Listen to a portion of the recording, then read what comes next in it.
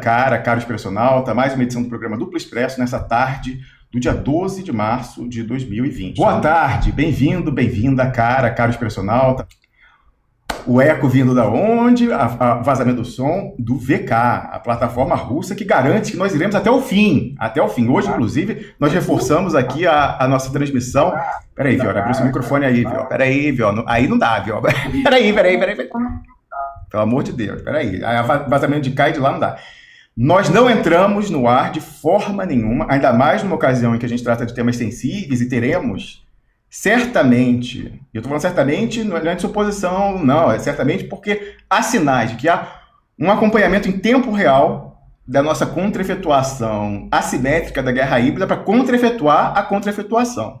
Portanto, não há chance da gente entrar no ar nesse momento delicado sem que estejamos transmitindo para a rede social. Ixi, meu Deus do céu.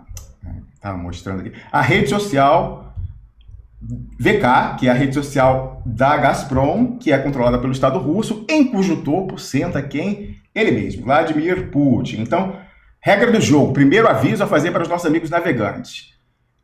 Caiu o sinal no YouTube, que é a plataforma preferencial aí que o pessoal por inércia gosta de ir. Vá lá para duploexpresso.com e aí você vai encontrar, ó, tá vendo aqui a postagem do programa de hoje, ó, Pepe Escobar e Piero Leiner em 2 pontos. Lula 2022, quantas aspas descascar? E aí aqui embaixo teve a janelinha integrada do YouTube, aqui embaixo a janelinha do VK. Se o pessoal, por acaso, fizer uma denúncia em massa, mais uma vez, né, repetindo aquele ataque originalíssimo de dizer que o nosso programa está veiculando pornografia e sexo explícito, aí essa janelinha aqui vai ficar inabilitada, mas basta você clicar nesse link, tendo você VK, não tendo você VK, vai abrir no navegador que você tenha de internet e você vai poder nos acompanhar em tempo real até o fim. Então, caiu o sinal? Vai para duploexpresso.com e veja aqui se você não quer ir direto no meu perfil lá no VK, a plataforma russa. Agora, melhor que isso, quer estar em contato com a gente em tempo real, sabendo o que fazer caso os ataques aí se intensifiquem? Vá para o nosso canal no Telegram, onde o programa de hoje já está postado e onde nós daremos instruções de como contra-efetuar ataques em tempo real. É o primeiro link aí na descrição do programa, onde quer que você esteja assistindo. Certo, já estamos na sala com o Pepe Escobar, com o Piero Leiner, com o Eduardo Jorge Vió, diretamente lá de Buenos Aires. Pepe Escobar falando com a gente da madrugada, já na Tailândia, e Piero Leiner conversando com a gente de São Carlos, no interior de São Paulo. Olha, eu estou falando sério essa questão da gente estar sendo monitorado e está havendo tentativa de contra-efetuação da contra-efetuação em tempo real, mas eu até brinquei hoje, antes de entrar no ar, pelo seguinte, vejam vocês aí, amiguinhos, que estão na sala comigo. De manhã, no que eu abri, eu falo, gente, criar um link no YouTube, eu poderia, seria muito melhor eu criar de véspera o link do YouTube, é possível fazer isso, para divulgar e o pessoal já ter e aumentar o acesso, mas eu não posso fazer isso por quê? É eu criar o link no YouTube e ele é denunciado em massa. E aí o pessoal hoje, pra você ver o nível de caricatura, no segundo que eu criei o link do programa de hoje, ó, tá aqui o título, já tinha um joinha para baixo. O primeiro, não tinha nenhum joinha para cima, uma curtida, a primeira curtida já era para baixo. Aí vocês me conhecem, eu gosto de brincar. O que eu fiz? Eu quero que você que está nos assistindo me ajude a trollar, hein? Aí, galera, vamos dar uma trollada. Botei aqui, ó, olha, mas as inimigas híbridas chegando primeiro hoje, gente, rindo, né? Será que é o General Heleno? Ele marcadinho aqui no Twitter. Vai lá no meu Twitter, ele tá fixado no topo, dá retweet, comenta pra aumentar a pressão. Eu falei, pô, vovô Voyeur, me chama na DM que eu te passo o link pra você entrar ao vivo com a gente. Imagina, não ia tombar a internet mundial, ia fazer mais sucesso que a entrevista do Príncipe Harry para Oprah Winfrey, com certeza. Vovô, você tem um tempo aí, é só mandar DM, ou através daquele emissário, né? Enfim, a gente pode fazer isso aí, certamente vai ter mais audiência que a Oprah Winfrey com a Meghan Markle e o Príncipe Harry. Aí você pensa, pô, mas que besteira falar da Meghan Markle, do Príncipe Harry. Cara, eu não sei se o Pepe Escobar, se a gente vai ter tempo de falar sobre isso muito brevemente, mas eu até vou comentar essa questão de dossiêcracia, operar dossiê em si é ruim? Não, já dou a resposta, não. E aí você vê que interessante, né? Eu fui obrigado a assistir, eu não ia assistir, Piero, eu não ia assistir, mas eu fui obrigado a assistir porque casamento é isso, gente, casamento é compromisso, concessões, certo? Fui obrigado a assistir durante uma janta aquela entrevista dos duqueses de Sussex para Oprah Winfrey. Aí eu vi o seguinte, né? A menina, né, ela vinha até aqui operando o dossiê, que era assim, play the race card, que ela era a bomba atômica dela. Ela vinha operando certamente isso, tentando, não rolou na dossiêcracia transnacional, ela explodiu a bomba. Ela botou numa entrevista, a Oprah Winfrey play the race card. Ai, tinha um temor aí quão escuro ia ser o bebê. Podia ter dado certo, podia ter dado errado. Ela com o tactical nuke dela, vitória total. Vitória total. Os caras que estavam lá já plantando coisa na mídia, de que ela era uma bully, não sei o que tal, já tiraram o crime de campo e a rainha está totalmente sentida de saber do sofrimento mental dos dois e tal. Vitória. Então, assim, ela arriscou tudo ali. Era a única bomba nuclear que ela tinha. Podia backfire, mas não backfire. Eles planejaram muito bem a operação de comunicação, falar de racismo para a Oprah Winfrey. A Oprah Winfrey faz aquela mise-en-scène. Peraí, que história é essa? Lágrima nos olhos. Acabou. Então, operar dossiê não necessariamente é errado. Aliás, estamos aqui com o Vior, da Argentina, país que operou dossiê, né? Aí a Resistência Nacional do Peronismo operou o dossiê, o caso da Lécio, e conseguiu, né, uma vitória tática ali que permitiu o prosseguimento do enfrentamento ao imperialismo, com todas as contradições, concessões, críticas cabíveis ou não. Então, feitas essas observações iniciais, eu vou passar aí uma roda para o pessoal dar oi, boa tarde para a galera aí, mas como o Vior é quem está com o horário mais apertado, vai poder ficar conosco só 1 hora, eu ia pedir muito brevemente que o Vior relembrasse a gente, porque, Vior, é importantíssimo. Se você quer nos ajudar enquanto brasileiros, por favor, comente essa questão do caso da Lécio, como foi usada a inteligência, como que a Lava Jato da Lava Jato na Argentina, que foi a investigação do Ramos Padilla, no sujeito que já até morreu, o Bonadio e o Stornelli, o procurador, como que isso foi operado, que foi pego lá, batida na casa do Dalécio, chefe, representante da CIA, do Mossad, vários chapéus, CIA, Mossad, IDEA, na Argentina, pegaram equipamentos de última geração de espionagem na casa deles, de todas essas agências, e o que mais que tenham pegado, como que isso daí ficou guardado, isso foi operado para a eleição depois poder ser realizada, o peronismo poder articular, fazer lá a composição da Cristina ir para vice, aí um mais à direita, fica na cabeça de chapa e tal, e o pessoal pôde continuar, e tá lá, e tá enfrentando, né, com vitórias e derrotas táticas, enfim. Porque isso é importantíssimo nesse momento em que a gente tem a possibilidade, que ainda é uma possibilidade, ninguém sabe ao certo, de tentar fazer a mesma coisa no Brasil com o mesmo esquema. O esquema do Dalécio, Mossad, CIA, é o esquema do Dario Messer. É o esquema que está de papel passado nos documentos do Odebrecht aqui na Suíça. Ninguém sabe o andamento disso, do pedido que o Lula fez por meio da sua defesa aqui na Suíça. E isso, todo mundo quer que o Lula use isso ao máximo possível, para um entendimento que contemple o Brasil, como, por exemplo, foi feito no caso da Argentina. Porque, no caso brasileiro, a gente tem um precedente que traz um mau agouro, que a gente não quer que se repita. Que foi o quê? A operação do dossiê Banestado, lá no início do governo Lula. Em vez de operar o dossiê Banestado para conseguir uma conciliação de classes um pouquinho mais favorável para o andar debaixo da sociedade brasileira, a operação que foi feita foi a mais rebaixada possível. Foi para achacar quem aparecia na lista, para fazer caixa 2 de todos os partidos, PSD, PFL, naquela época, e PT. Não. Né? A gente quer uma operação mais generosa com o Brasil. Então, Vior, eu pediria, depois de dar a rodada de cumprimentos ao pessoal, eu pediria que você aproveitasse o seu tempo abrindo sobre essa questão do caso da Lécio, que é importantíssimo. Por favor, faça isso para nos ajudar enquanto brasileiros, sul-americanos e hermanos. Pepe Escobar, boa madrugada, bem-vindo mais uma vez ao Duplo Expresso. Abre seu microfone. Tá fechado ainda. Aí. Não, você fechou. O meu tava aberto. Não, quando eu faço a abertura aqui eu tenho que fechar. E agora eu vou fechar o meu por causa da cachorrada. Vai lá. Exactly. Tem um barking dog aí atrás. Ok. Bela Lugosi is not dead. É 00:30. E como diriam os Blues Brothers, eu tô com half tank of gas. 200 kilometers to Chicago. Hit it. Bom, eu vou ficar 1 hora porque é a velha história. Sexta-noite eu estou morto. Eu vim aqui como observador hoje. Tem algumas coisas muito precisas que eu quero falar, mas eu estou aqui fundamentalmente para escutar vocês. Nas últimas 24 horas eu tenho escutado muita gente. SMS, e-mails, etc. Eu ouvi algumas coisas muito interessantes e um monte de bobagem. E eu estou numa missão, Blues Brothers. Eu assumi uma responsabilidade bastante barra pesada.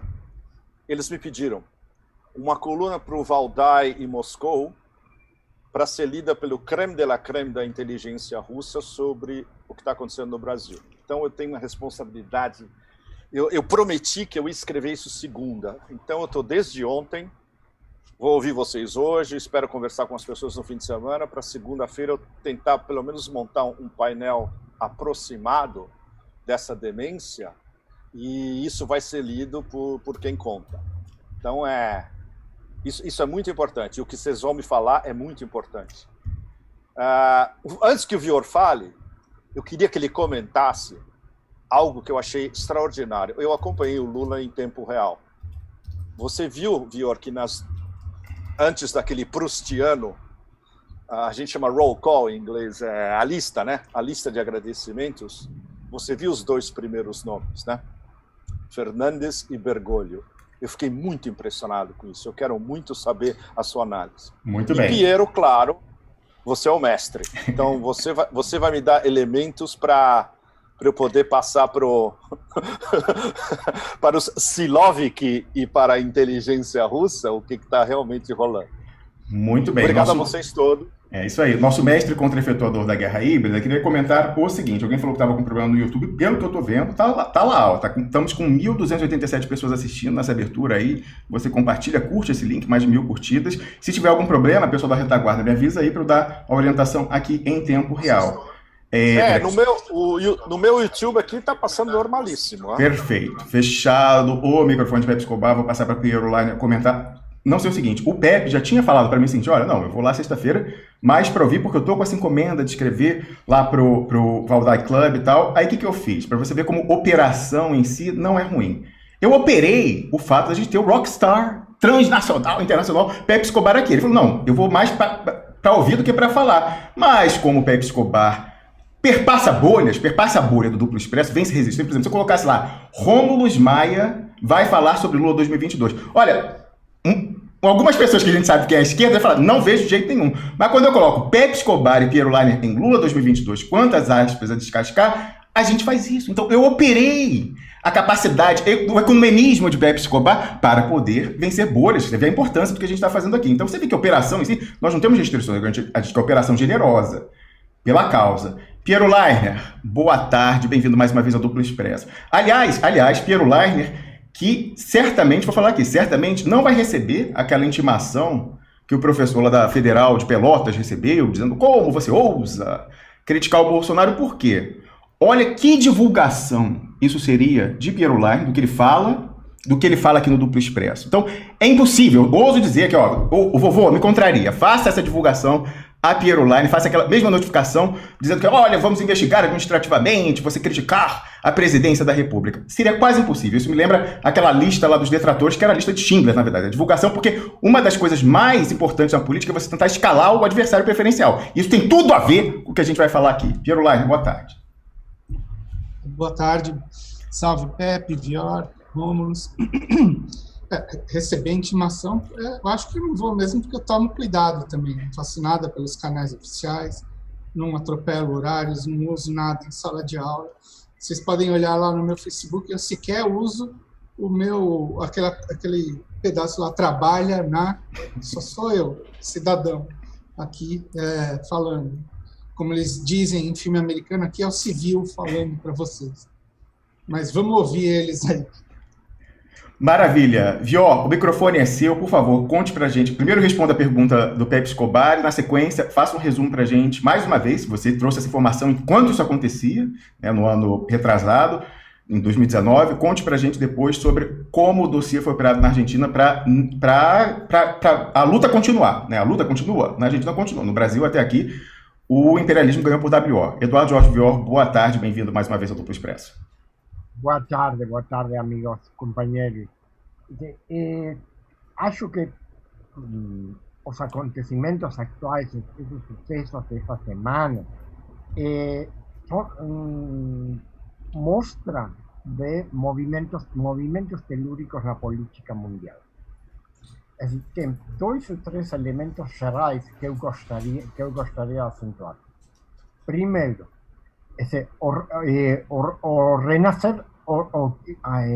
renovado crecimiento da economía mundial. Mudaron todos los pronósticos sobre a economía mundial en pocas semanas. Eso primero. Segundo, es muy importante en la combinación, a suba do precio do petróleo. Atingiu hoje os $70 o barril. Ou seja, isso coloca a Petrobras e o pré-sal no centro do conflito mundial. Terceiro, agora sim, para a pergunta de Pepe, não tenho informação. Primeiro, a afirmação do meio estratégico.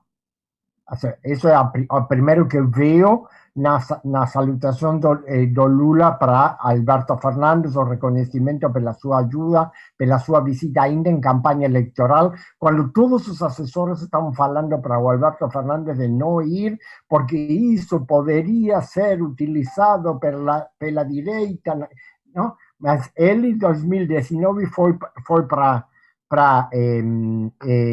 Paraná e visitou o Lula na Polícia Federal. Isso foi muito importante.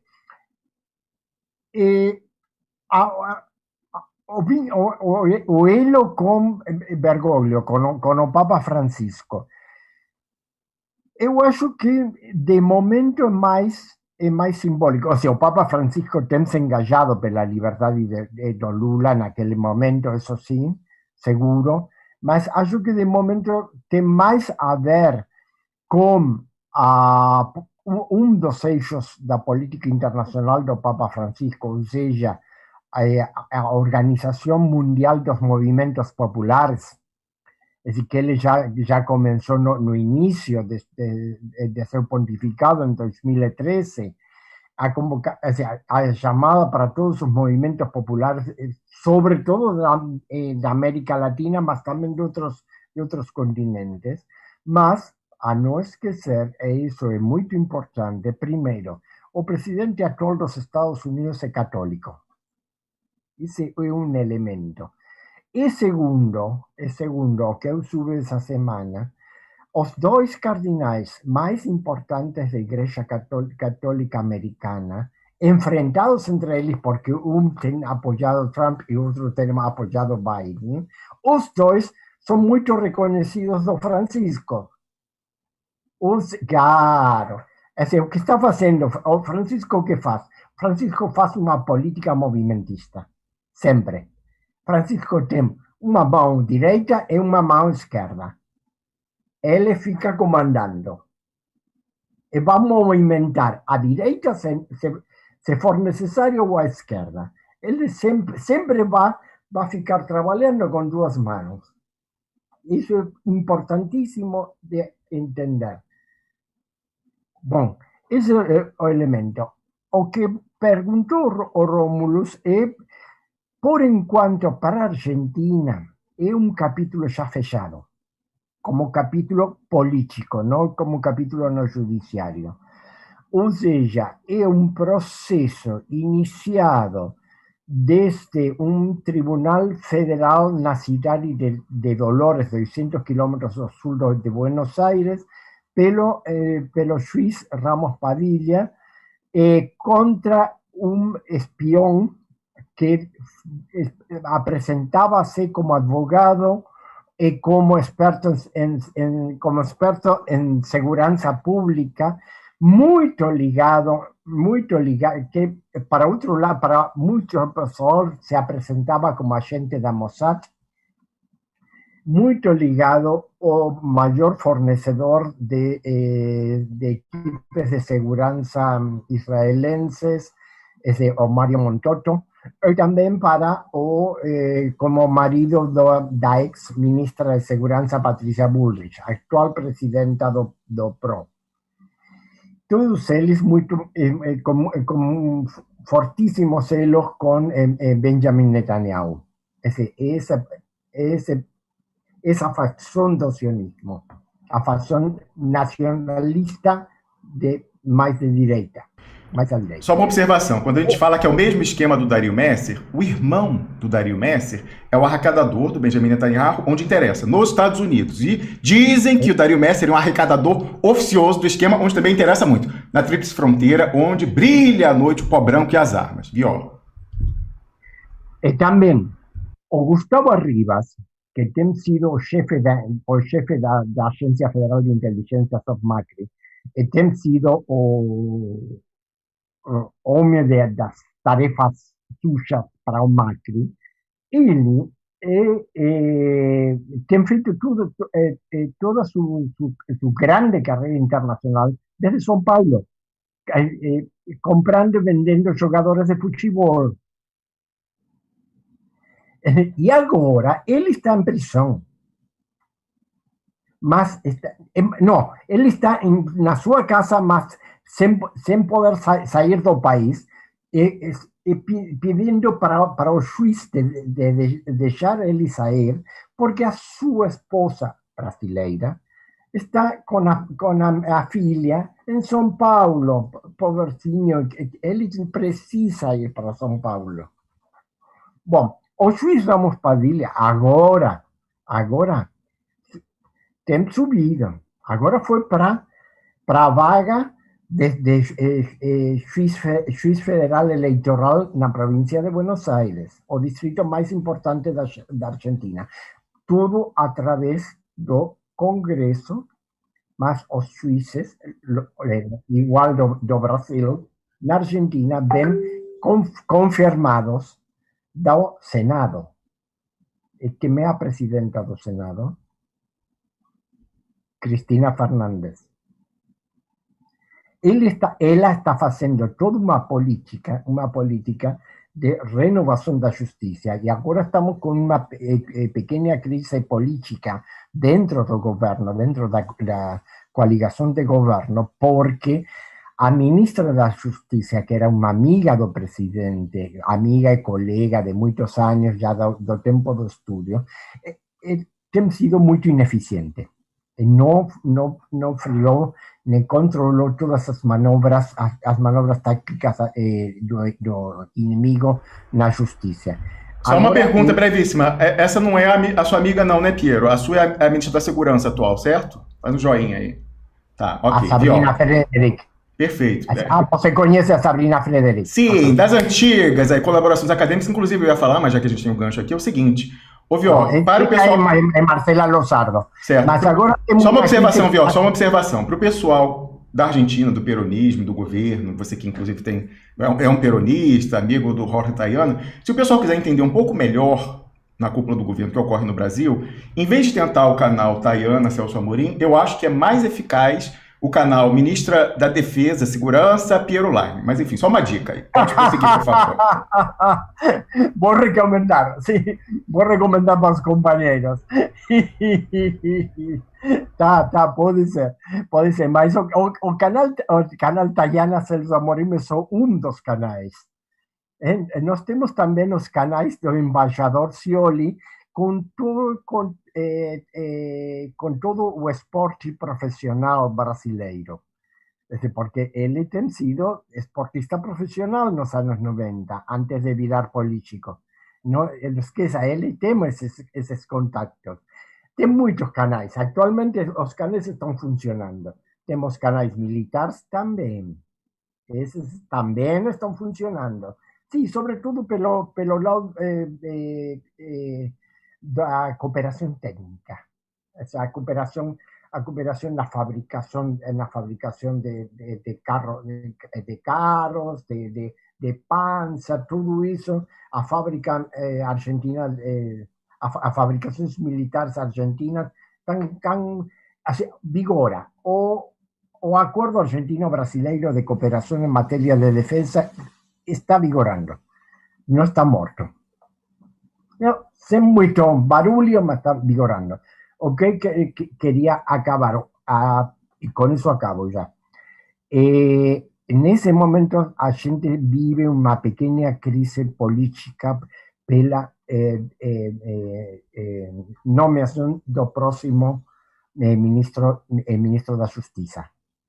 Assim, o presidente anunciou segunda-feira a saída da ministra, que vai para a Unesco, em Paris, mas ainda não chegou ao novo ministro. E isso é um jogo político maior, porque a próxima etapa é a etapa da guerra contra o judiciário mais conservador, concentrado, sobretudo nos tribunais federais da cidade de Buenos Aires, chamado da Comodoro Pi pela rua, a rua Comodoro Pi.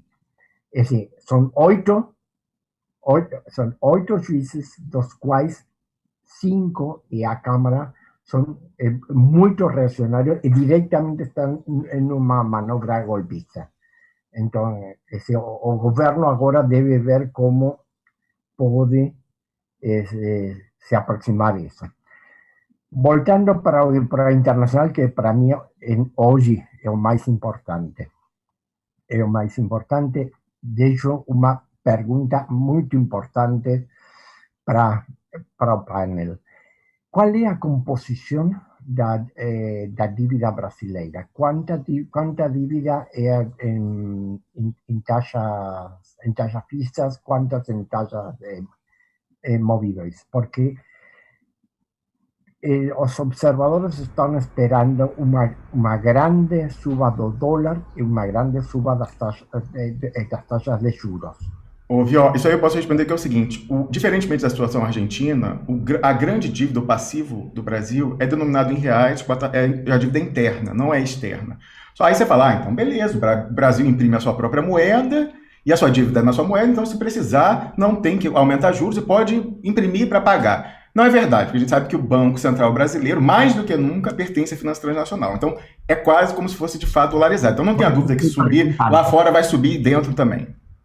Por eso es que estoy preguntando porque esto en Argentina tema adiado o pagamento da dívida privada, agora está en negociación sobre la dívida con el Fondo Monetario Internacional, mas a dívida externa argentina es una dívida como una tasa de juros ya fixada, que no va a se movimentar. Entonces, para eso, Argentina puede planear. No depende, por enquanto no depende de movimientos especulativos las tasas de juros. Mas o pessoal está esperando con esa suba de actividad internacional e a suba do dólar, está esperando para las próximas semanas movimientos muy violentos das taxas de juros. Muito bem. Inclusive, vamos lembrar que foi uma porrada nas taxas de juros que iniciou a crise da dívida na Argentina, no Brasil, no México, levando a década perdida dos anos 80, porque havia aquela coisa, um X mais a Libor. A Libor vai pra puta que pariu, vai todo mundo pra puta que pariu, e você arrebenta todo mundo, levando a mudança importante do ponto de vista institucional, a queda dentro dos regimes civil-militares e o início da redemocratização, etc. Então você vê como isso é importante internamente, externamente. Muita atenção a esse ponto levantado pelo Vior. Sí, infelizmente en 15 minutos debo partir. Aproveito já para me despedir até a próxima semana. Fico mais 15 minutos. Muito bem. Então, em vez de entrar no mérito, eu ia perguntar, antes da gente passar, para Pepe Escobar e Piero Lanes, tem mais alguma coisa da gente cavar do Vior aí? Começando pelo Pepe. Pepe, abre seu microfone, mandar um pedido aqui para abrir. Vai. Não.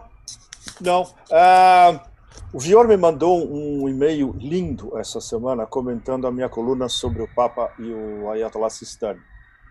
E a repercussão no Middle East, no sudoeste da Ásia, foi, especialmente no eixo da resistência, foi absolutamente fenomenal. Fenomenal. Eu soube pelo Magnier. O Magnier é um ótimo amigo meu. E o Magnier tem simplesmente as melhores fontes no eixo da resistência inteiro. O Magnier está no Face, o Pepe, ele está no Telegram também? Eu sei, eu leio ele no Facebook. Mas ele está no Telegram também? Ele já se ligou que tem que estar no Telegram ou está só no Face? Não, a gente troca mensagens pelo Facebook. Ok. E essa fonte dele, ela estava na sala, claro, não durante os 40 minutos tete-a-tete dos dois só com os tradutores. Teve uma introdução onde tinha o pessoal do Vaticano juntos, depois teve a despedida. Mas essa fonte é do Office do Ayatollah Sistani. Eles são muito competentes. No passado, quando eu ia tentar, evidentemente, tarefa impossível, uma audiência com o Ayatollah Sistani, a gente era sempre recebido por alguns e gente com uma formação teológica sensacional e diplomatas também. E eu cheguei a conversar com vários deles desde 2003, especialmente, e depois em 2004. E eles contaram para o Magnier substancialmente o que não saiu na mídia global, que foi o comunicado emitido pelo Office do Ayatollah Sistani sobre o que ele queria deixar bastante claro pelo encontro e além do encontro também. E eu gostei muito da resposta do Viore. Um dia, se for possível, Viore, eu queria levar você para Najaf, que é uma das coisas mais extraordinárias do planeta, sinceramente. Não só você visitar o santuário do Imam Ali, que é você ver o poder e a força cósmica do xiismo, né? Como conversar com essas pessoas extremamente simples e humildes, mas que têm um conhecimento geopolítico da região inteira e do mundo islâmico inteiro, além de toda aquela bagagem teológica, que é um negócio absolutamente extraordinário, né? Mas, olha, ficou muito marcado. E o capital político que Bergoglio acumulou no eixo da resistência inteiro é imensurável depois dessa viagem. Eu quero ver como eles vão rentabilizar isso a longo prazo. Não seria uma aliança Vaticano-xiismo purista de Najaf. Não é isso, não é nada disso. E não é anti o xiismo militante de Qom, que é a ala Khomeini, Khamenei, Velayat Faqih, né? A jurisprudência do como é que chama? Eu esqueci em todas as línguas. Como é que chama? A primazia do jurisconsulto xiita, né? Que é a base do sistema iraniano. Não, ele está fazendo as pontes. E eu soube, por iranianos, que o Papa escreve para ayatollahs, ele mantém uma correspondência com a alta cúpula de Qom, né? Também com a House de Qom. Tudo isso é muito, muito importante. Acho que a gente está começando a ver realmente o primeiro passo de um negócio muito mais amplo. Sensacional. Pepe Escobar, eu e Piero Laine estávamos em cópia no e-mail que você mandou com a divulgação desse artigo para o Vior, né, querendo reações. E eu mandei para vocês. Exatamente. Vior, dá um forward aí, encaminha essa resposta que a gente também quer. O Piero Laine, alguma coisa mais a gente tirar do Pepe Escobar, não, do Vior, enquanto ele pode ficar aí ainda? Só uma observação antes. Esse negócio de tradutor na sala desses encontros é um perigo, às vezes.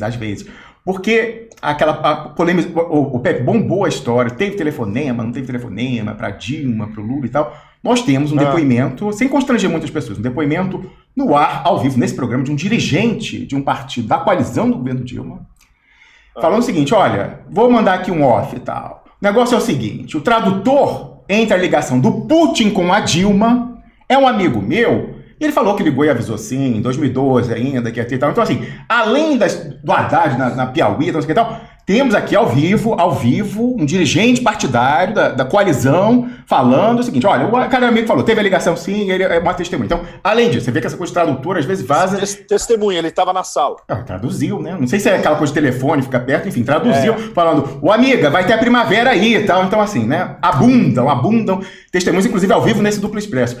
Piero Laine, mais alguma coisa a gente extrair enquanto dá de Eduardo Jorge Vior? Sim, eu queria perguntar uma coisa, que para mim virou um grande ponto de interrogação. Não sei se você chegou a ver isso, Vior, mas ontem, eu acho, ou anteontem, não sei, o chanceler da Venezuela pediu em carta uma intervenção da ONU no Brasil. Uma intervenção da ONU, sim. Assim, eu não, assim, no meu entendimento, assim, Inacreditável, inacreditável. O que o pessoal vai usar isso no Brasil, lá no Defesa Net e tal, não é brincadeira. Agora, Pierre, vamos combinar também, né? Fica difícil censurar o Maduro quando o Celso Amorim assina um manifesto no sábado pedindo intervenção da ONU no Brasil. Por isso que eu estou falando, entre outros, o ministro da Segurança, Piero Line, é melhor, tá? Mas enfim, Vior, por favor. Mas o que é? Os venezuelanos embarcaram no trem? O Celso Amorim assinou esse manifesto da intervenção humanitário imperialista? E a Dilma Rousseff, durma com essa. Uau! Oh, fuck. como dizemos no gueto, oh, fuck. Pois é. Ex-ministro da Defesa, aliás, né, mostrando, eu estava pensando isso aqui, depois a gente cobre isso, Pierre, depois que sair, né, mostrando um certo desconhecimento da estrutura de poder, a questão, né, que você já colocou aqui. Não. Peraí, deixa eu virar isso de ponta cabeça agora. Isso faria parte de algo que eu queria conversar com vocês mais tarde. Não se esqueça que o Celso Amorim tem uma ótima conexão com o Blinken. Isso acho que já é público. Em entrevistas ele fala super bem. Né? Sim, mas veja bem. Quem é Blinken? Blinken é um humanitário imperialista clássico. Blinken é Hillary, Samantha Power, Susan Rice. É exatamente a mesma gang. É R2P, Responsibility to Protect, R2P, Intervenção Humanitária Imperialista. E o Celso tem contato direto com eles e os conhece. Então, na verdade, não me estranha. Não me estranha como uma manobra. O Celso é... Foxy. Eu estou começando a entender o que ele está querendo jogar. Isso não significa que ele expressamente apoiaria uma eventual manobra americana dentro da ONU para legitimar isso. Mas isso pode ser um grau de diálogo entre ele e o Blinken, para quem sabe mais tarde ele tocar no ponto X da questão, que é o que vocês agora, dessa máquina que estão no poder, qual é a leitura de vocês do Lula? Eu acho que o Celso está querendo chegar nesse ponto, então ele está usando um Ho Chi Minh Trail para chegar nesse ponto. Claro, isso é uma hipótese de trabalho. Ô, Vior, só antes, eu vou passar para você só observar o seguinte. Vior, só um segundo. Observar o seguinte.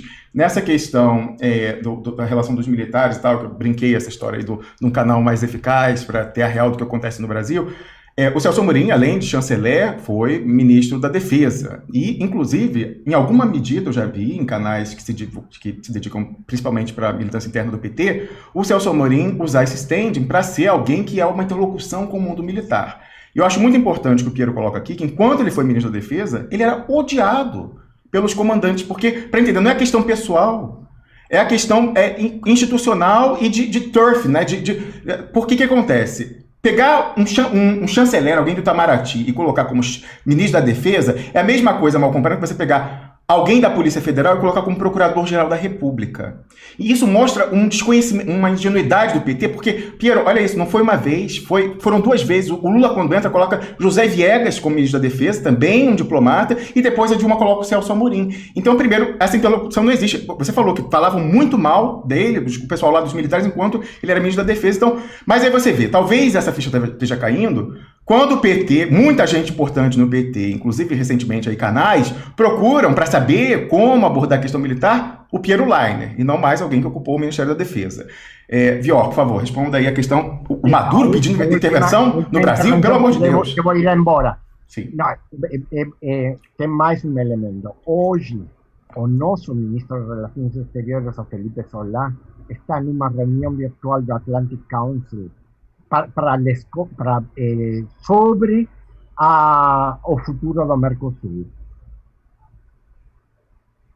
Então, eu acho que tudo isso está comunicado. Vior, o Atlântico... São Paulo, Buenos Aires, Washington... Vior, o Atlantic Council quer a destruição do Mercosul. Por isso a conversa, segundo os manchetes, é para les convencer da importância do Mercosul.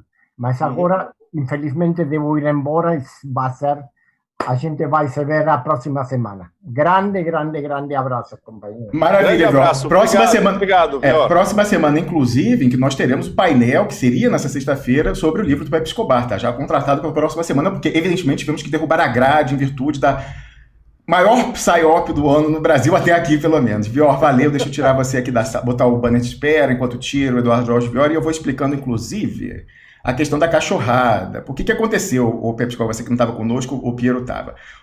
Já saiu o Vior, então deixa eu botar aqui. Na última terça-feira, um programa da minha grande audiência, que eu estava com o Piero Leiner, ele está dobrando a participação aqui essa semana. A minha cachorra, a Luna, eu tenho uma cachorra chamada Luna, ficou chorando muito tempo, porque ela estava presa. Aí, eu não estava observando aqui, aí o que aconteceu? O pessoal começou uma campanha no chat, Luna Livre. Luna Livre. E aí o que aconteceu? Eu gritando, Luna vai deitar, o Nil Dorix que estava comigo... Luna Livre. O Nil Dorix que estava comigo na sala, dirigente do PSOL, né? Ele falou o seguinte, peraí, você está falando Lula vai deitar? Eu falei, para, Nil, Luna vai deitar. Aí, por conta disso, atendendo ao apelo, falaram que eu ia me denunciar para PETA. Aí, atendendo a isso, tá toda a cachorrada solta aqui hoje. Luna Livre triunfou, a Luna Livre. Por conta disso, então, enfim, vamos tolerar, vou tentar fechar meu microfone se precisar. Piero Leiner, questão aí, eu queria que você abordasse só para não ficar partido. Eu estava aqui com isso aberto, mas eu queria que você comentasse essa questão do pedido da Venezuela de intervenção no Brasil, assim, é para dentro, é para fora, cagando e andando como isso vai ser operado pelos militares no Brasil, e queria que você também vinculasse a isso o manifesto do sábado, assinado, isso é inaceitável, presidente Lula, é inaceitável, ainda bem que o senhor não assinou e por favor não assine, né? Ainda bem que a pauta subiu. É inaceitável, assinado por Celso Amorim e Dilma Rousseff, devidamente replicado já no Defesa Net para ser operado, não sei quanto tempo isso vai ser operado. Piero Leiner, por favor, um comentário sobre isso, a sua visão sobre essa questão. A primeira coisa que eu achei estranha nisso tudo é assim, porque eu até entendo o efeito manada que essa história de intervenção no Brasil gerou. E aí a coisa é mais ou menos assim, a coterie, o piquenique de amiguinhos se reúne, entendeu? Para assinar todo mundo o negócio, porque aí vai adquirindo com um efeito de bola de neve. Agora, o Maduro é escolado, né? Enfim, ele não é assim, a Venezuela não tem nem condições de levantar uma bola dessa. Ela que botou não sei quantos milhões assim, de refugiados por aí, entendeu? Quantos generais brasileiros já falaram que pode ter um problema de segurança nacional lá em Roraima por causa dos venezuelanos que não sei o quê. Então, assim, eu achei meio estranho esse movimento, a não ser que isso seja algum tipo de concertação que escapa a nossa, né? Agora, a gente vai precisar ver onde chega isso. Eu só sei que é o seguinte, mais uma vez se deu munição para eles. E isso não é a primeira vez. A primeira, começa com a história toda da igreja, né, Pepe? Não sei se você chegou a ver essa coisa. Não. Há um tempo atrás. Foi uma das primeiras coisas que gerou um zum, o general Heleno e tal. Foi quando acho que teve o concílio do Vaticano, eles iam falar sobre a Amazônia. Aí eles começaram, olha só, nossas teorias de que, sei lá, os Yanomami vão virar um Estado Nacional, olha como está certo, a igreja aí, a correia de transmissão disso, porque eles alegam isso, né? Que essas ONGs todas são ONGs de fachada imperialista, e que antes as ONGs todas são uma fachada da igreja, que é uma fachada de outros agentes internacionais, tipo a finança, tipo a coroa britânica, etc. Alguma ação mesmo. Mas alguma ação mesmo. A gente sabe disso. Agora, elas podem... Notadamente a WWF, que é o antro da pilantragem do greenwashing, mas uma coisa, outra coisa, outra coisa. Agora, daí... E aquela observação, Piero, só assim, tudo bem, falar lá no governo Lula que podia ter, que sofreu uma primavera, o governo Dilma, falar que podia ter uma balcanização do Brasil é verossímil. Agora, atualmente, quando o imperialismo leva tudo e mais um pouco do que quer da Amazônia, para que balcanizar se os militares brasileiros estão lá assegurando a entrega? Piero Leiner. Não tem verossimilhança nenhuma, Romulo. só tem na cabeça deles essa maior construção que jamais foi feita na história de um exército no mundo. Talvez um exército pequeno, um exército do tamanho do brasileiro. Essa história de conseguir convencer as pessoas que, sei lá, 15 mil índios Yanomami vão conseguir fundar um Estado nacional ali, é um negócio de um nível de delírio, assim, que eu nunca vi. Além do que, basta você andar uns 300 quilômetros para lá, tem demarcação contínua em faixa de fronteira e ninguém reclamou. Você está entendendo? Então, o problema é outro. Eles precisam desse negócio para atuar como combustível para eles, entendeu? Quer dizer, é uma caça. E eu vou dizer, os próprios militares acreditam muito nessa história. Eles foram convencidos. Eles têm porta-vozes que falam isso, né? No mais, eu acho que é o plano Major Curió, entendeu? Que é o padrão que eles têm na cabeça, assim, para rodar esse software, né? Não sei se você chegou, se você se lembra do Curió, Pepe. Ele é não, eu não sei nada disso. É um major que lutou no Araguaia. Depois, quando teve a descoberta lá do ouro em Serra Pelada, que estava Amazônia lá, o governo, que eu acho que era Figueiredo ainda, manda ele para lá. Nessa época ele estava no SNI. E ele faz todo o garimpo ser centralizado em operações que ele coordenava ali, mas ainda enquanto agente do governo.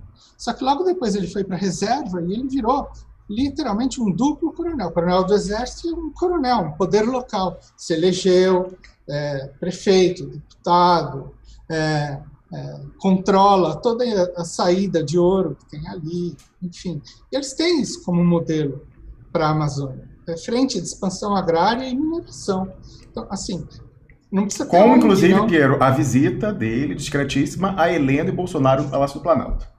Não precisa ter ONG, não. É só pegar a Serra Pelada, vai ver de que país que são as mineradoras que estão pegando ali o ouro dos garimpeiros. É tudo canadense, não sei o quê. Entendeu? Então, você não precisa ter ONG. Escuta, moçada, eu tenho meia hora. Eu quero ser direto ao ponto, straight to the point, para vocês dois. Tá? Por favor. Então, primeira pergunta. Piero, em 1 minuto, o que aconteceu essa semana? 1 minuto é difícil. Você está em Hollywood e você tem que vender um roteiro. E em Hollywood são 25 palavras. Eu estou dando 1 minuto. Você é um roteirista aqui. Eu sou coitado. Olha. Piero, vou mostrar aqui, só rapidinho, botar no ar aqui, ó, o número de abinhas abertas aqui, ó. Olha igual. Não, tá aparecendo botar aqui embaixo, ó. De abinhas abertas para tentar mapear, ó. Legal. Olha quanta aba aberta aqui, pra gente tentar mapear. Mas, Piero, vai lá, tenta fazer o impossível, por favor. Vamos Isso! Lá, Ele bebe água, tem que beber água. Vou botar açúcar nela. Para resumir... Piero, olha só, como imagem vale mais que 1000 palavras, esse aqui para te dar o gás, ó. É uma das maiores, a maior psyop do ano, pelo menos. Aí termina, né, para passar o recibo com essa fotinho aqui. Ontem, o Jair Bolsonaro fez uma live, que entrou em pool também, piguinho e tal, em que apareceu simbolicamente um globo terrestre esférico, né? E é isso aí, todo mundo falou que isso é o efeito Lula. Mas assim, não, ele tá tão aquado que ele teve que reconhecer que a Terra é esférica. Aí quem que tá ali atrás dele? Quem que tá atrás? O Major Vitor Hugo, o filho espiritual do general Heleno. Aí, especialista em psyop. Aí eu botei o seguinte, ó.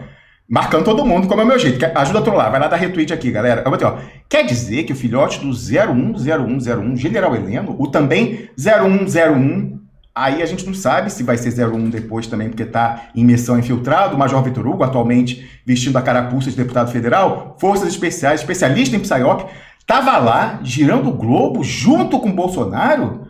Gente, isso ainda é só metalinguagem em Cebola? É cameo do diretor, naquela aparição sem crédito, do Heleno deixando através do filho, a digital, todos plantando recibo pro Lula Tsunami, a PUD Emir Sader, Piero Leiner. Não, é o ano passado em Mariambad, remixed. Pois é. É a volta do Capitão Cook para o Havaí. Mas, olha, o que eu acho que a gente tem que ter na cabeça, assim, para esfriar. Porque, primeiro, se criou uma névoa de guerra pesada aí, né? Então a gente está num plano de completa desorientação nas últimas 48 horas. Tem gente chutando para tudo quanto é lado, e nenhum dos lados está concatenando com o outro. Todo mundo no No Man's Land. O que a gente tem de concreto aqui desde sempre? Né? Desde sempre a gente tem de concreto uma emulação de divisão entre poder judiciário e militares no Brasil. Se vocês se lembram bem, desde o segundo mês do governo Bolsonaro, essa foi aliás, até antes, começou com 4 jipes e um jipe e 4 soldados e tal. Depois General Heleno contra o STF, sempre foi isso, sempre. Então essa é a primeira coisa que a gente tem que ter na cabeça. O que aconteceu com essa emulação, né, depois dessa semana? Você teve um reforço de feedback aí. Piero, só uma observação para deixar isso muito concreto. O que mostra o grau de simulação? Quem é o anti-Bolsonaro máximo no judiciário? Luiz Roberto Barroso, por causa da questão de comportamentos e tal. Aí olha que interessante, né? Se é uma guerra total, no que a gente publicou no ano passado, Pepe Escobar, com a sua ajuda, universalizamos que Barroso está na CC5 e não explicou até hoje a origem em valores atuais, 2 milhões de dólares que remeteu ilegalmente nos anos 90. Interessa que ser guerra total? Não interessaria ao Twitter do General Heleno, que eu botei aqui, retweetar aquele artigo questionando o Barroso? Não interessaria ao Jair Bolsonaro? Os seguidores deles acharam que sim. Então a gente viu influenciadores de direita pegarem e viralizarem o nosso artigo. Mas inexplicavelmente, os canais oficiais do General Heleno, e um emissário do Heleno falou, olha, o vovô quer tombar o Moro e tal, parabéns pelo banner de Estado. Eu falei, mas então, se ele quer tombar, retweeta o artigo. Não retweetou. Isso dá a simulação, né, Piero?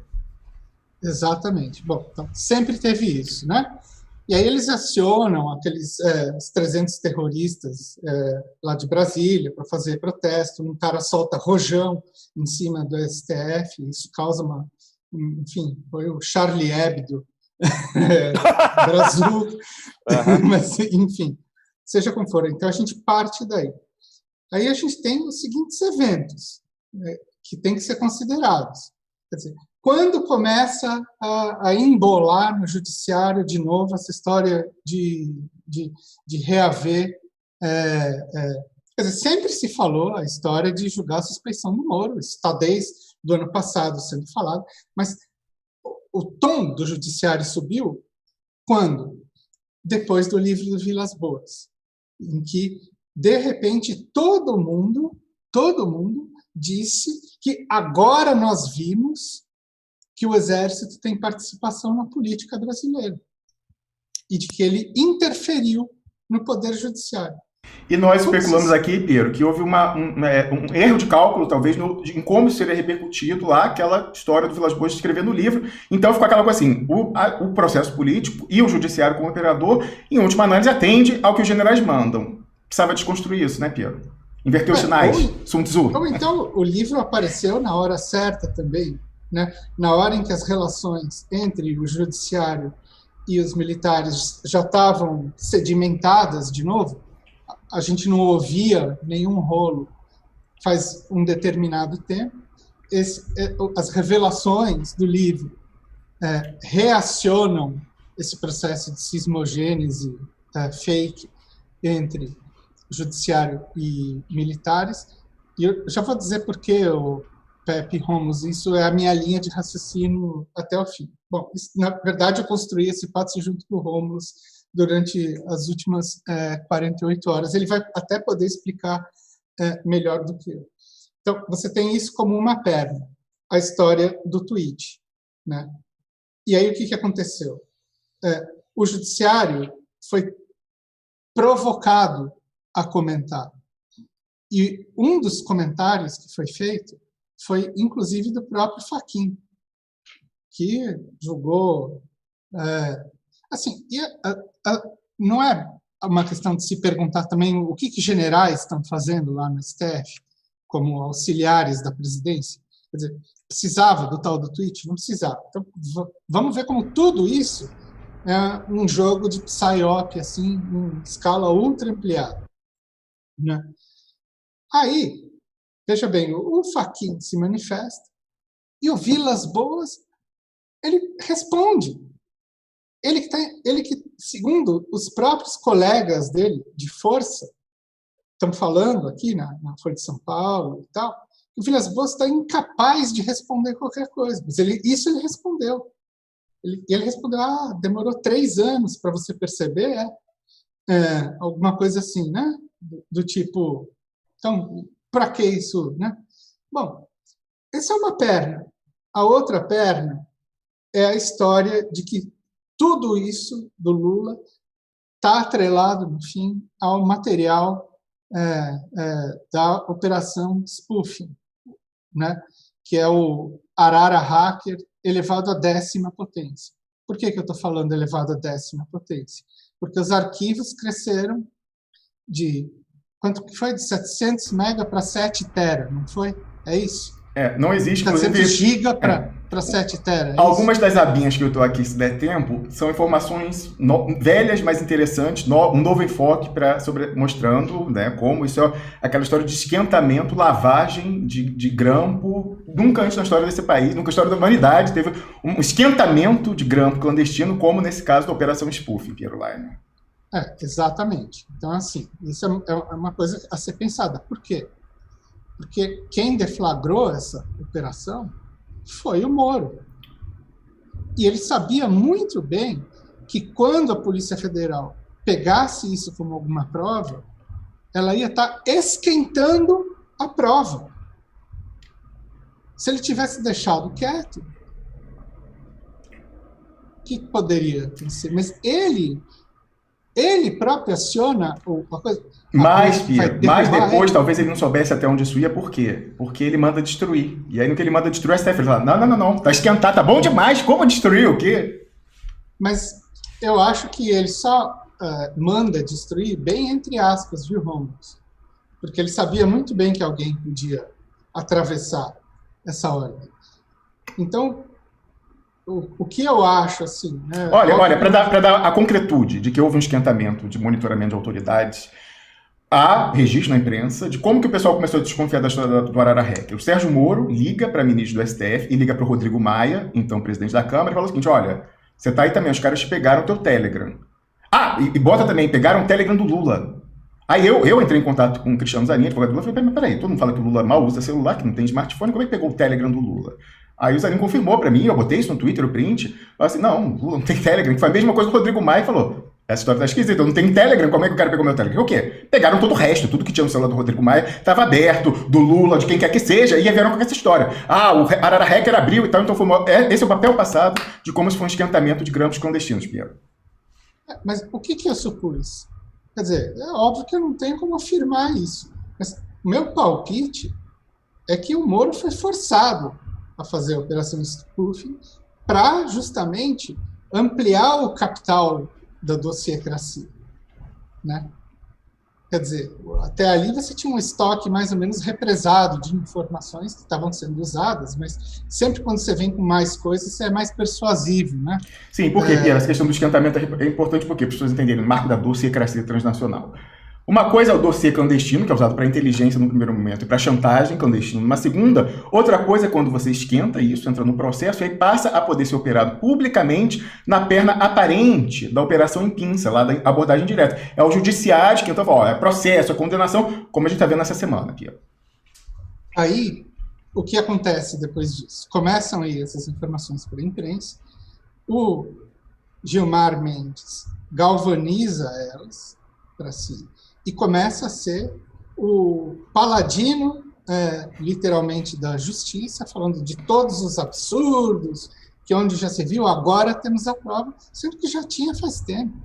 Só aquela ação que fizeram em cima do reitor da Universidade Federal de Santa Catarina já dava para ter virado esse povo de ponta cabeça. Mais que isso, Piero, quem foi que deu acesso à defesa do Lula ao chat? Não foi o próprio STF? Lewandowski. Mas não foi o STF. E eles agora descobriram o chat? Moçada, desculpe eu cortar. Vamos editar isso. Eu quero respostas claras e curtas. Eu tenho 20 minutos. Depois vocês podem falar 10 horas, no problem. Mas me dá uma resposta editada. Eu quero o que moveu a decisão do Fachin? Se eu não contar a dialética desse processo desde o começo, você não vai entender o porquê. Imagina, eu já entendi a dialética do processo. O que me interessa são coisas bastante precisas. Qual foi a motivação da decisão do Fachin? Qual os vetores principais? Bom, tem o que dizem, que ele tentou salvar a Lava Jato, mas eu acho isso cada vez mais suspeito, porque simplesmente ele fez a transferência do processo para Brasília e ele não anulou isso, a não prova, anulou nada. Ok. De jeito nenhum. Mas eu acho que isso aí é talvez metade da coisa. Porque se foi isso, não funcionou, né? E eu não acho que o pessoal do STF é tão descoordenado assim um com o outro para ele não saber que no dia seguinte o Gilmar ia jogar essa bola para lá. Fato não é nada descoordenado, não é nada, é um cartel, É um cartel, bom, exatamente. Isso me leva a uma pergunta ultra específica. Vocês têm um breakdown, um por um, de cada um dos 11 do STF? Em detalhes. Quem coordena, quem está por trás, quem está in the shade, a quem eles devem favores, quem está pendurado, quem tem dossiê, quem não tem.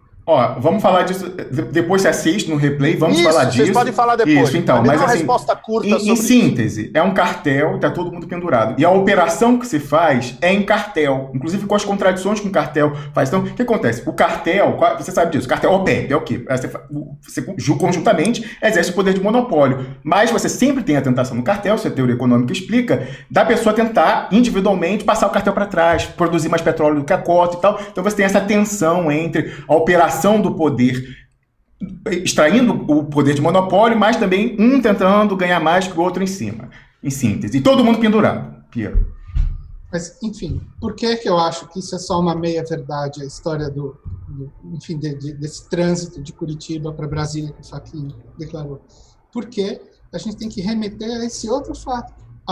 Parece que não tem ligação, mas tem, que é a história do Vilas Boas e do Fachin terem se bicado por conta da história do tweet. Entendeu? Então, o que acontece? Isso tudo leva a um processo que, no fim das contas, se é para resumir em uma frase só, pontua de novo uma tensão entre o poder militar e o poder judiciário. O resultado de todo esse processo, o PEC, foi o seguinte: todos os militares, alguns não falaram nada, mas todos eles, os que falaram, disseram a mesma coisa, que o judiciário está extrapolando as suas funções e interferindo nos outros poderes. Piero, é coincidência na mesma semana o Alexandre de Moraes manter a prisão do deputado bolsonarista marombado Daniel Silveira? E isso foi falado, inclusive, pelo vice-presidente. Então, isso é um ponto do platô. É o primeiro platô, desse negócio. O outro ponto desse platô é o fato de que, por conta disso, né, todos os discursos sobre quem está exercendo o poder na República foram readaptados. E os militares começaram a assumir como decorrência disso, né, começaram a passar, de maneira geral, para a opinião pública e para a impressão das pessoas que eles estão numa força reduzida e que quem tem a bola no pé é o judiciário e é o Lula. Então, junto com isso, todo esse discurso que está sendo elaborado de que o Lula voltou com tudo. O Lula é um tsunami. É tsunami que veio para ficar, apude Emir Sader. Eu não quero descartar o poder da retórica do Lula e do carisma dele. Assim, eu fiquei muito feliz, comovido com o discurso dele e tal, mas eu preciso fazer uma análise fria sobre isso. Então, elabora o seguinte: pensa que você tem um cassino aqui, e o Lula foi o cara que foi expulso desse cassino. Ele está fora desse cassino e, de repente, ele volta na posição de banca? Impossível, porque assim, não teve força nenhuma atravessando esse processo. Não teve insurreição, não teve revolução colorida, não teve mobilização da classe trabalhadora, não teve absolutamente nada. Tem uma hipótese, Piero. Uma hipótese. O jogo de forças. Uma hipótese, que é a história dos documentos do Odebrecht na Suíça estarem sendo operados. Mas, enfim, é uma coisa que tem... A única hipótese. Depois a gente volta. A única hipótese. De algo assim tectônico. A única hipótese. Mas eu não acredito nela. Pelo menos ainda não, né? Certo? Mas o principal, como decorrência de tudo que você explicou muito bem, sinteticamente, é que como Lula é um estrategista ímpar, ele usou isso em seu benefício e fez um preemptive attack generalizado nesse discurso, que foi absolutamente brilhante como um preemptive attack. Seja de onde veio a sua nova unção, não interessa. O que interessa é como você instrumentaliza. Isso ele faz melhor do que ninguém. E isso que eu acho que no Brasil parece que não entenderam muito. Quem é o único brasileiro capaz de entrar em qualquer sala dos Masters of the Universe, seja onde for, e ser recebido, escutado com atenção e ainda prestam deferências? Aí eu vou te perguntar, por isso ele pode voltar à presidência, Pepe Escobar? Tendo esse standing, ele pode voltar à presidência para ficar acima desse pessoal? É a pergunta, justamente, ele poder pegar o telefone e ligar para o Xi Jinping e para o Putin? Para o Deep State brasileiro, isso é anátema absoluto. O que nos leva ao X da questão, da maneira que eu vejo, como um observador de fora. Eu não tenho o controle das minúcias que vocês têm.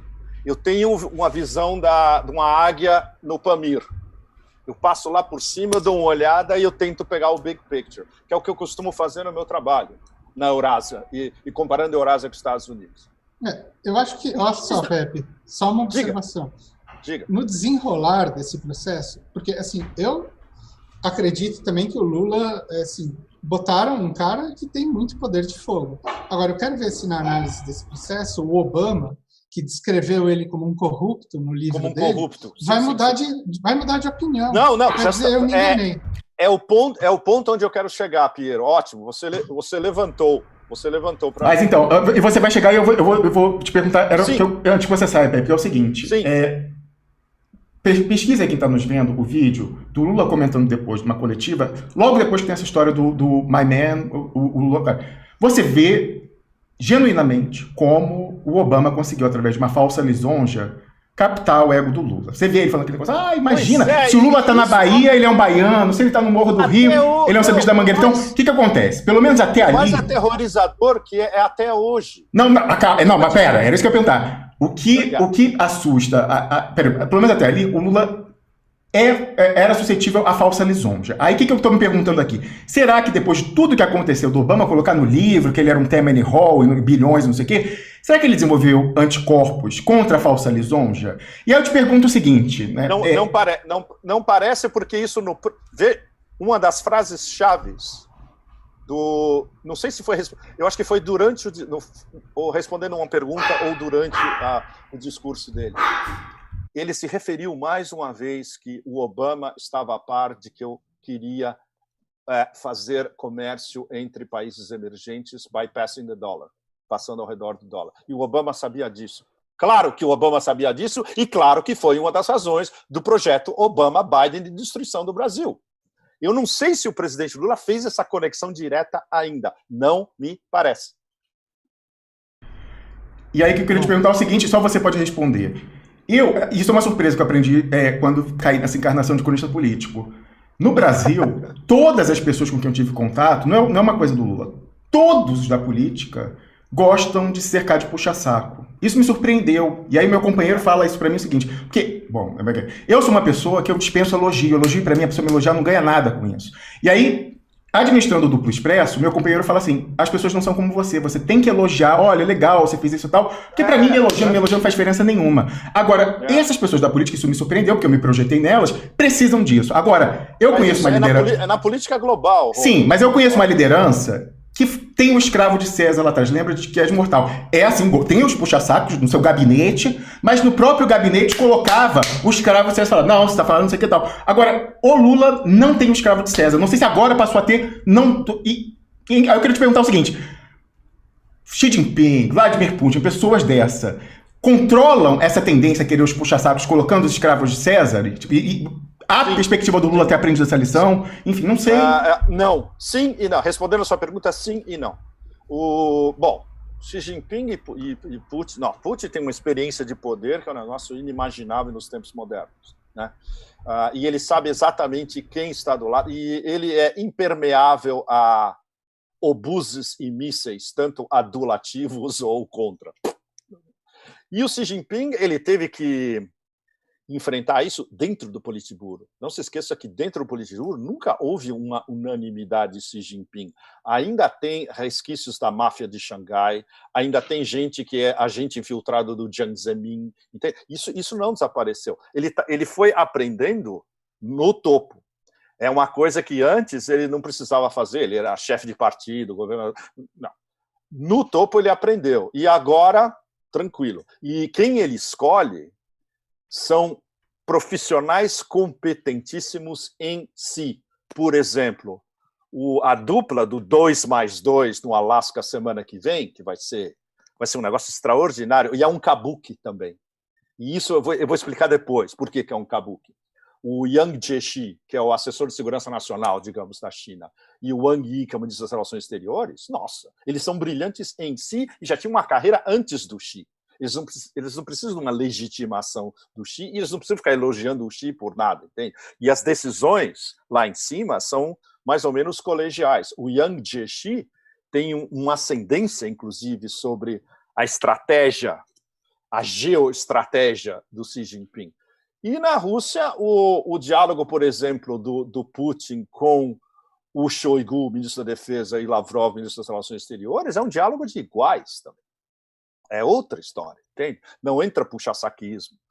A história do presidente Lula é muito mais complicada, porque não me dá a impressão de que ele conseguiu entender toda a amplitude da figura absolutamente tóxica desde o início, que foi Obama, motivado por uma série de fatores psicológicos e de uma inveja política absolutamente brutal, que ele mal conseguia disfarçar. Não se esqueça que o Obama é um cara extremamente vaidoso e arrogante. Você imagina o limelight do palco internacional ser roubado dele pelo Lula, que era o que estava acontecendo na época? Em termos de um cara extremamente... Ele basicamente é um complexado, Obama. E se você ler trechos do livro, do falso livro dele, que, aliás, é muito mal escrito, né? Eu achava que ele escrevia muito melhor. Acho que ele escrevia melhor em Harvard do que depois como presidente. Você vê, tem uma acumulação de problemas psicológicos por trás e uma insegurança que ele conseguia disfarçar por aquela arrogância e por aqueles eflúvios retóricos que você aprende em Harvard. Não é muito complicado, né? Mas não disfarça.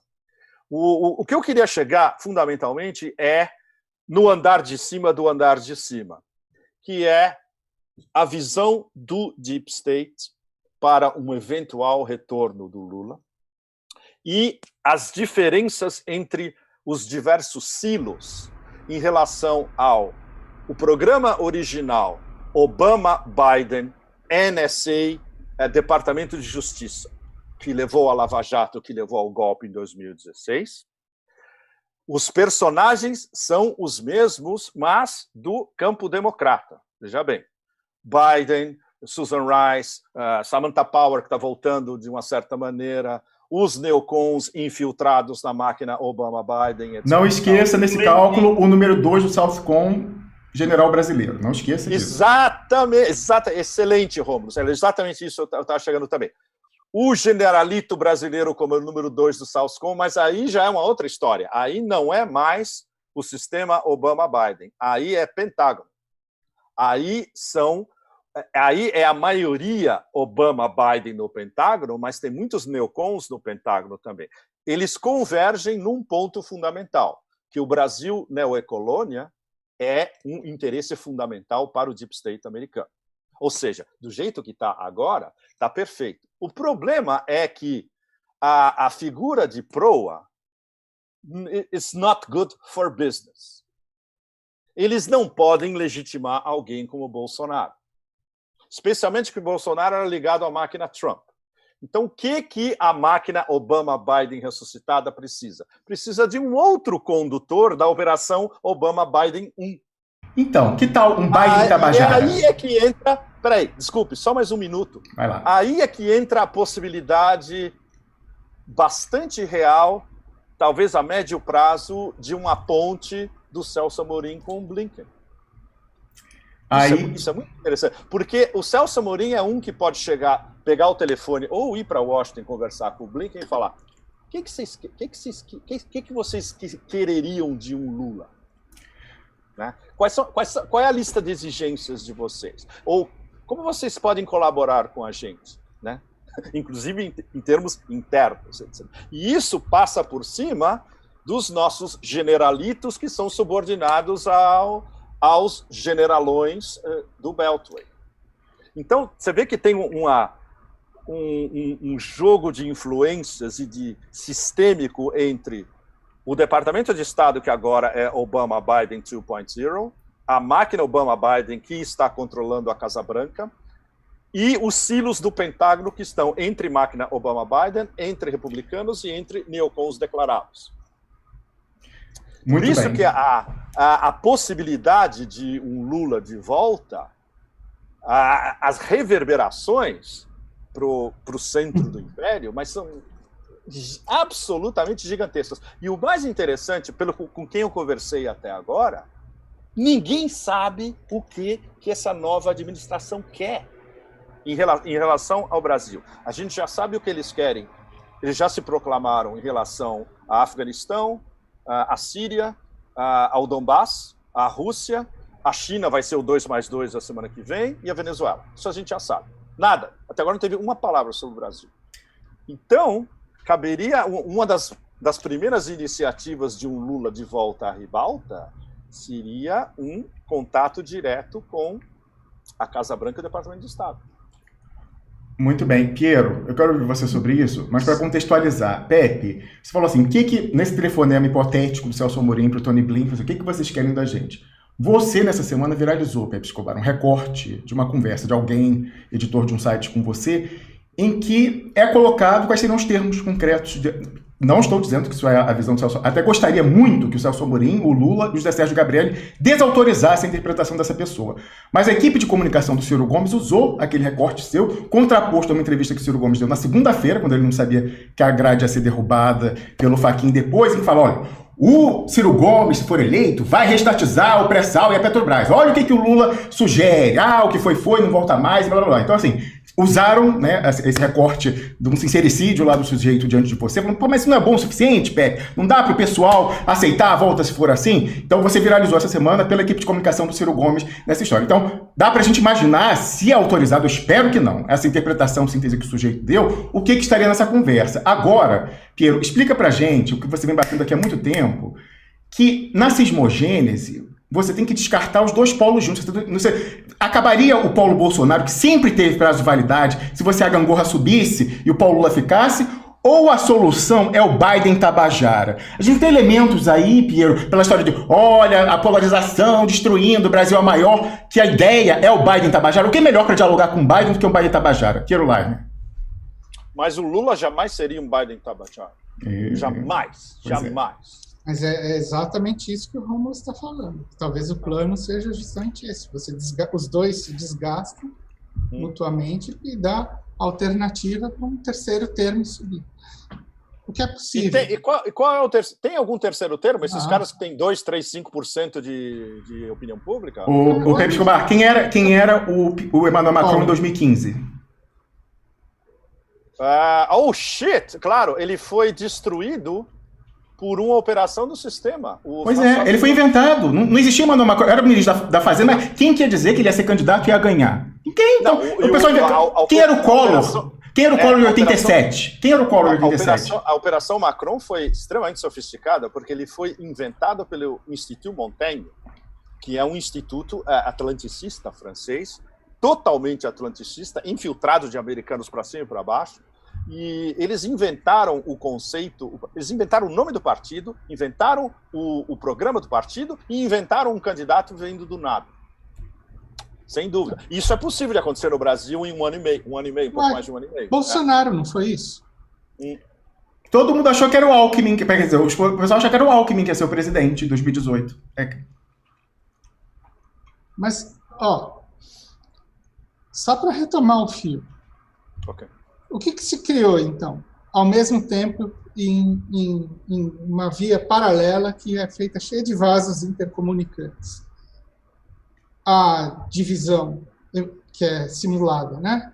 Militares e STF, sobretudo, não dá nem para falar judiciário, né? Mas o STF como representação de um poder que está intervindo.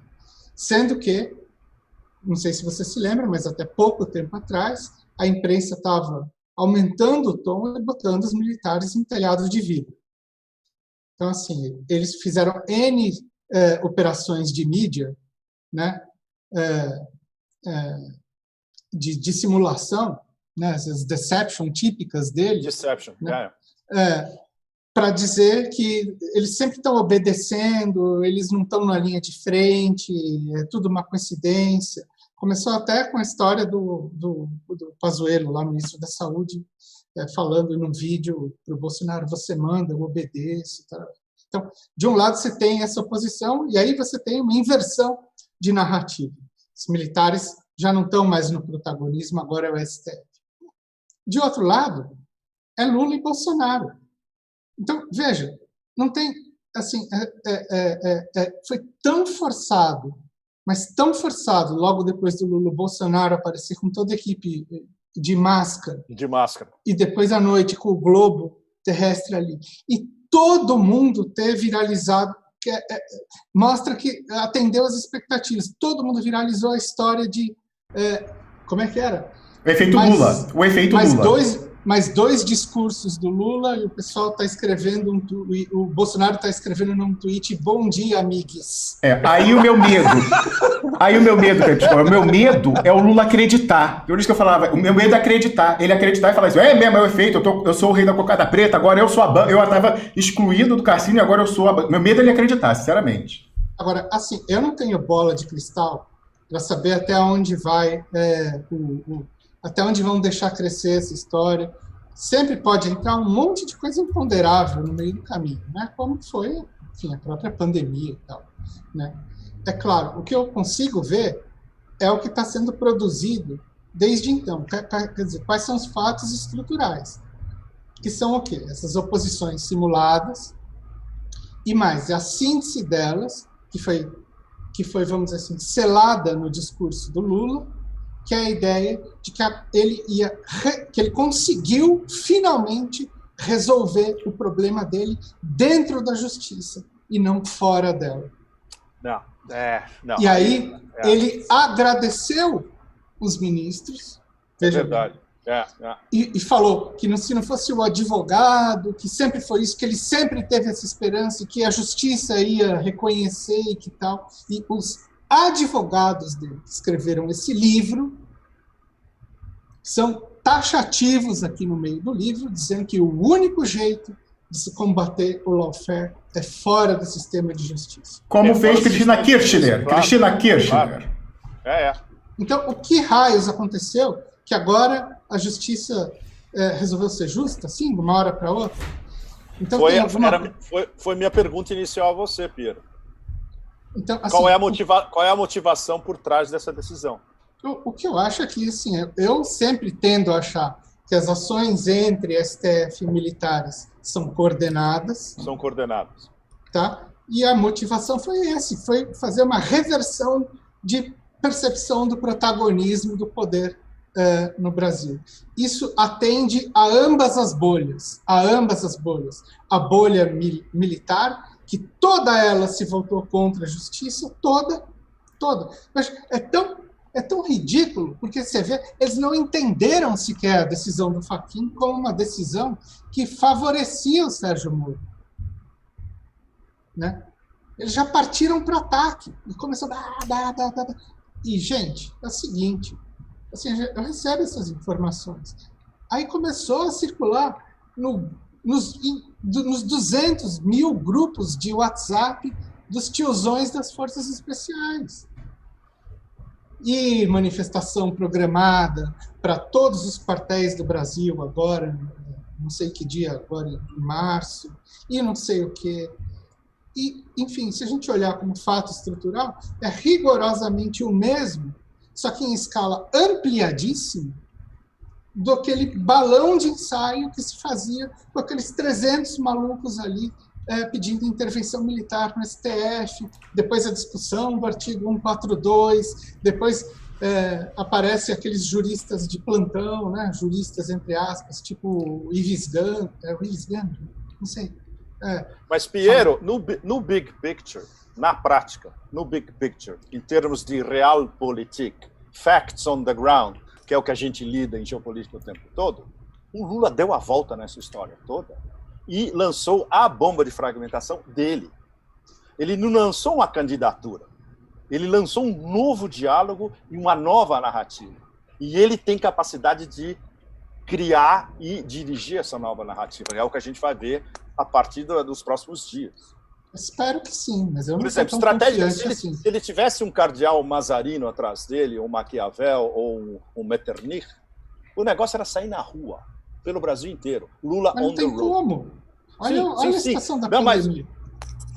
Justamente. Não agora? Ok, a partir do meio do ano.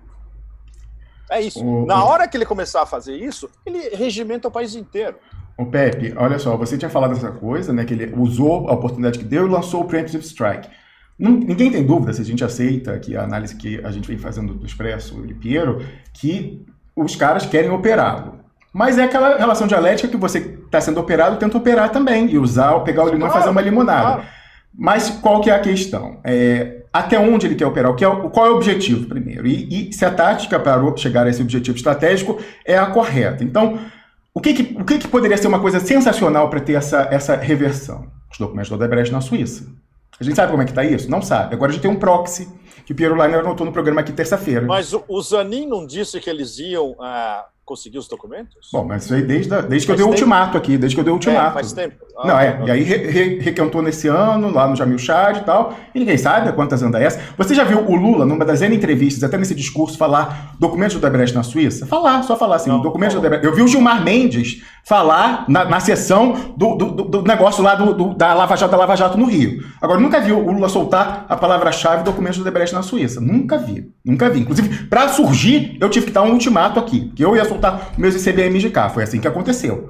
Então, eu nunca vi. Agora, o Piero Leiner deu um proxy na última terça-feira.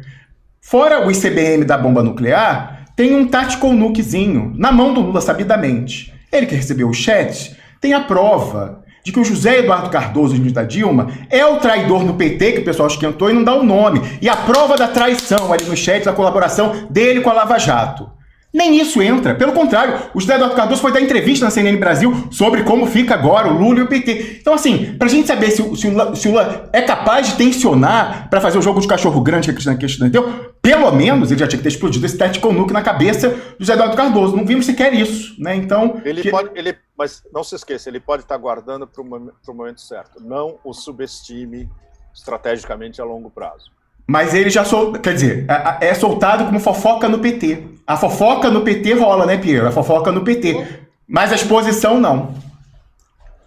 Veio o quadro do PT me dizer isso. O que ele te disse? Um quadro.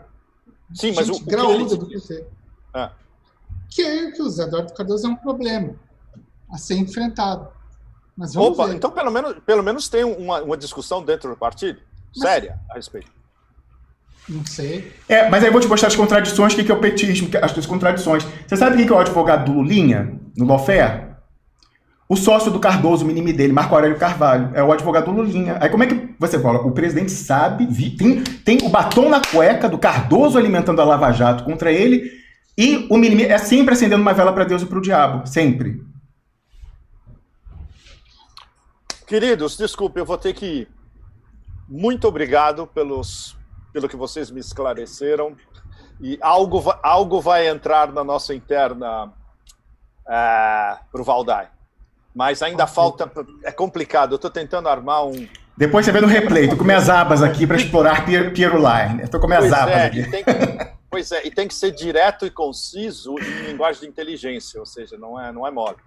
Obrigado a vocês todos. Valeu, Pedro Peck. Você vê, você tem alguma coisa contra a operação? O Peck, só para sair, o Xi Jinping e o Putin não sabem operar dossiê? Não opera para causa nacional? Não é necessariamente ruim operar. Eu não operei Rockstar Pepe Escobar para ultrapassar a bolha do duplo expresso.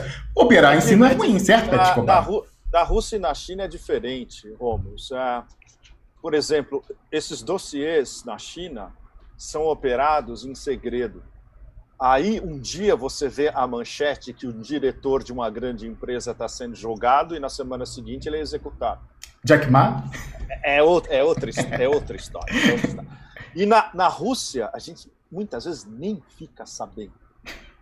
Ou seja, vem uma intimação, olha, tudo bem, você sai do país, você entrega tudo que você roubou aqui em rublos, tá? E você pode ir para a sua vila em Londres, etc. Tal, sem problemas. Aí na semana que é extremamente discreto. Não tem essa mistura de telenovela e kabuki brasileiro. O Pepe, assim. Diga. Só deixa eu te dizer uma coisa aí, a sua coluna, só para quando você voltar. Você pode ter certeza que os generais brasileiros vão saber aproveitar a informação do documento pedindo intervenção internacional no Brasil, que foi assinado por todo mundo, e se foi assinado pelo Amorim, eles certamente vão fazer essa ligação que você acabou de fazer aqui, de dizer que o Amorim está conectado com o Deep State americano, e isso vai, de certa maneira, endossar o discurso deles. Vai endossar o discurso deles. Você tem razão. Não só isso. Lembra FHC, que é de esquerda, com Depresse. Então, aí é todo mundo, a velha política, a nova república toda contra eles, Pirulai. Né?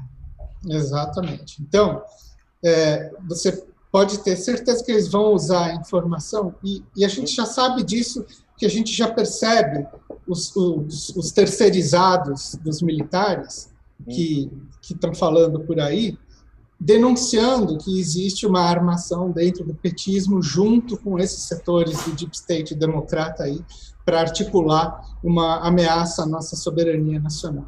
Então, isso é a voz dos generais falando. Você está entendendo? Então, para eles interessa pra caramba esse tipo de proposição. Claro. Mas aí eu vou deixar o dever de casa também, Pepe. Você tem que verificar com seus melhores fontes no Beltway e tentar saber o que esses caras querem do Brasil, se eles estão... eu não acredito, mas estariam dispostos a reabilitar o Lula. Isso que eu disse para vocês, o que a gente conversou até agora, o que me responderam, ninguém sabe o que eles querem do Brasil. Bom, primeiro que é muito cedo, né? Isso aconteceu entre segunda e quarta, entre Fachin e o Lula ao vivo, é menos de uma semana. Evidentemente, isso vai ser analisado. Veja bem, eu dei para vocês a lista de prioridades deles, e no momento eles estão com... O Brasil está lá embaixo, tem um monte de coisas muito sérias, e especialmente o papel da OTAN numa eventual ofensiva ucraniana contra o Donbass. Isso é um negócio aterrorizador, porque existe uma possibilidade real de ter uma ofensiva no final da primavera, começo do verão agora, ou seja, daqui a 3 meses. E os russos estão monitorando isso em detalhes e já deram a entender que a resposta vai ser devastadora, se houver.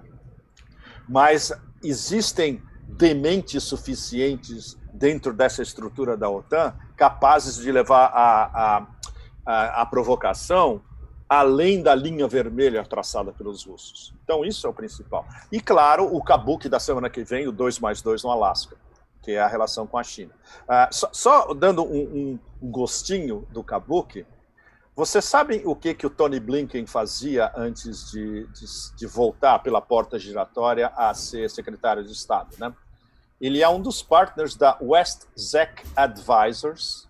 Sabe o que é a WestZec Advisors? Que é naquela ruelazinha que conecta diretamente com o Oval Office. Você saía do office deles, atravessava a ruazinha, você já estava no Oval Office. É uma caminhada de 1 minuto. Sabe o que é e a partner dele é a Michelle Flournoy, que era número 2 do Pentágono e estava sendo cotada para ser a chefe do Pentágono. Agora, você imagina se os handlers do Biden apontassem 2 partners, um para ser secretário de Estado e o outro chefe do Pentágono. That guy, that place. Exatamente. Bom, sabe o que eles faziam? Eles davam assessoria estratégica para multinacionais americanas fazer business com a China. E hoje ele é secretário de Estado, e a semana que vem ele vai encontrar quem? Yang Jiechi e Wang Yi. Faz parte do kabuki, entende? Bom, isso fica para a semana que vem. O kabuki a gente conversa semana que vem. Aí, tá deixa bom? o teaser, o cliffhanger. Ô, Pepe, só para concluir, no que você for fazer esse dever de casa e apurar lá no Belt, e ver se você consegue alguma coisa daí, você perguntou quem no STF está pendurado. Todo mundo está pendurado. E vamos lembrar, nos documentos do Odebrecht na Suíça, de papel passado... Quando você diz todo mundo, os 11 ministros, estão pendurados? Certamente, porque ele é um cartel. Aí, olha só o que acontece. Nos documentos da Odebrecht na Suíça, de papel passado, na imprensa, publicação, tem nome dos ministros dos tribunais superiores, de procuradores da República, presumivelmente também de generais, que a Odebrecht entregou voluntariamente pro Fachin, não Fachin, o homem da hora. Entregou pro Fachin em 2016, e até hoje não apareceu, e presumivelmente também generais que tocavam projetos de bilhões. Aí você vê, no Brasil, como é que funciona essa coisa da propina, caixa 2 e tal? Você não pode botar na sua conta do banco, porque você não tem que entrar na sua declaração de renda. Então, para isso, o que você faz? Você manda para fora para ficar protegido da inflação dolarizada e depois até voltar, ganhar com juro e tal. Quem que é o doleiro dos doleiros que opera? Dario Messer, que também está na lista. Então, presumivelmente, se ali alguém no gabinete do ministro levou uma grana para alguma coisa, digamos assim, presumivelmente usa esquema de doleiro para deixar dólar fora também. O que o Dario Messer sempre fez enquanto ativo da CIA e do Mossad? Fez a questão de passar pela praça financeira de Nova York. O que significa que quem quer que use o esquema Messer está pendurado no Deep State dos Estados Unidos. Então, pode, se não está sendo operado, pode ser operado. Claro. O FBI, o Department of Justice, o FBI, tudo tá tudo lá, claro. Pois é, claro. É isso. Obrigado, queridos. Até semana que vem aí. Obrigado pela presença, Pepe Escobar. Obrigado por se deixar operar pela boa causa.